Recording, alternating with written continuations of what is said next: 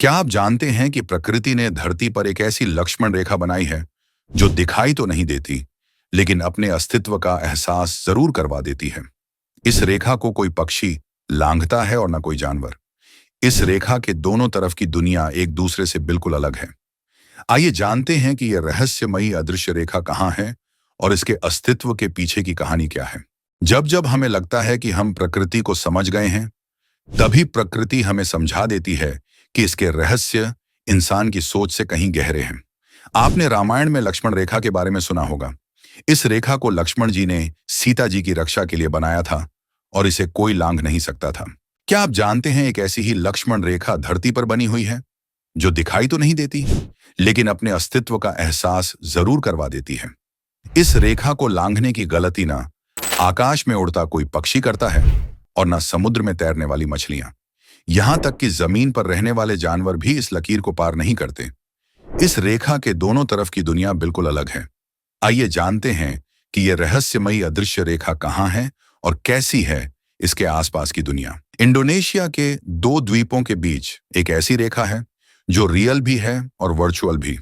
Real इसलिए क्योंकि इसका होना इसके आसपास की दुनिया में साफ दिखता है, और वर्चुअल इसलिए क्योंकि ये रेखा दिखाई ही नहीं देती। इस रेखा का नाम है वॉलेस लाइन, जिसे आप प्रकृति की लक्ष्मण रेखा कह सकते हैं।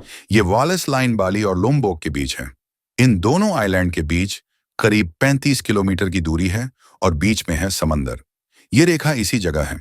वॉलेस लाइन मलय द्वीप समूह और इंडो ऑस्ट्रेलियाई द्वीप समूह में रहने वाले जीवों को अलग करती है। मलय द्वीप समूह पृथ्वी पर द्वीपों का सबसे बड़ा समूह है। पश्चिमी तरफ जो जीव हैं वो एशियाई हैं, जैसे गेंडा, हाथी, टाइगर और कठफोड़वा जैसे पक्षी। लेकिन रेखा के दूसरी तरफ इनमें से कोई भी नजर नहीं आता। यानी यहाँ के जानवर दूसरी तरफ से एकदम अलग हैं। यहाँ की परिस्थितिकी यानी इकोलॉजी एकदम अलग है। यहाँ आपको दिखेंगे मार्सुपियल मैमल्स, कोमोडो ड्रैगन्स, कोकाटू जैसे जानवर। वैज्ञानिक इसे बायोजियोग्राफिक बाउंड्री कहते हैं, यानी जैव विविधता के दो ऐसे इलाकों का मिलन जो एकदम अलग और बेहद अनोखे हैं। इस वॉलेस लाइन को यहाँ बहुत ही बारीकी से महसूस किया जाता है। इस लाइन को सबसे पहले 1859 में British naturalist Alfred Russell Wallace ने समझा था, जिन्होंने चार्ल्स डार्विन के साथ ही स्वतंत्र रूप से प्राकृतिक चयन द्वारा थ्योरी ऑफ एवोल्यूशन पेश किया था।